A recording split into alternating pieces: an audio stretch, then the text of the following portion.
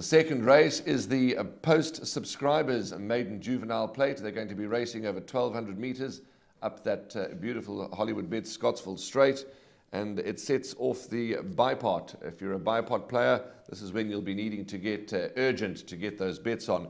Graham, another race where there are some unraced horses scratched at this early stage is number 15, Ibuto. That'll take no part. And this is the race where my value selection comes. Graham, early in the day, number 5, Green Phantom. And it is at this point in time, when I last checked, 22-1 in the betting. His last run was eye-catching for me. Yes, he's one of the 2 raced horses in the field. 10 out of the 12 runners are first-timers. Green Phantom and Over the Bay are the 2 raced horses. And on the form behind Colour of My Fate, there's little to choose between them. But we were remarking off air that there have been a number of runners who got a run in early after returning to racing in the first week of June and have backed up very quickly and done so successfully. Hexatonic, Great Sharker, a few to mention, that have already had 2 runs since racing returned to action. And Green Phantom's had a run. He had a run on the 1st of June, a pretty decent one, went 5th to Tromso.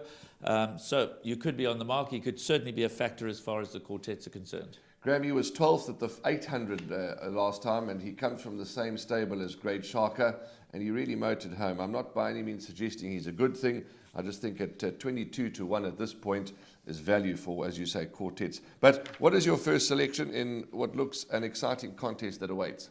Well, it's the first leg of the bipod, so you've got to keep an eye on the betting all the way through to the off time. Early betting, 10 Lions Head, who's a half-brother to the Grade 1 winning 2-year-old of last season, Gabor, is at 5-2. That's the Keegan de Mello Dean Canamere combination. 11 Gainsford is joint favourite at 5-2. That's a son of Give Me the Green Light, Anton Marcus and Vaughan Marshall. So they've been priced up joint favourites at 5-2, but there's nothing very short in the market. 12 Storm Chaser is at 9-1. That's in single figures.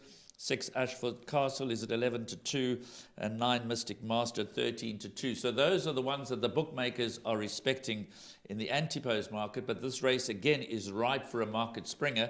So if there's solid support for any runner, that has to be respected. What I've done in the first leg of the bipod, interestingly, and we'll go through the bipod perms separately, obviously, I've included number 16, Radio Silence, reserve 4, which is unlikely to get a run, just to ensure I've got the tote favourite running for me.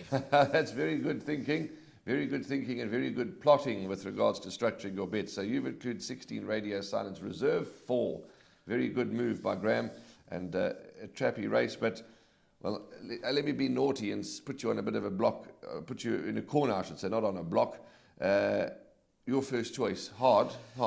Very hard. I would think that Lion's Head, being by dynasty, might want further. So I'm going to go with, again, the Anton Marcus Vaughan Marshall combination. I'm going to tentatively select number 11 Gainsford as the one to beat. Yeah, probably going to be right. Probably right. And my value is number 5, Green Phantom.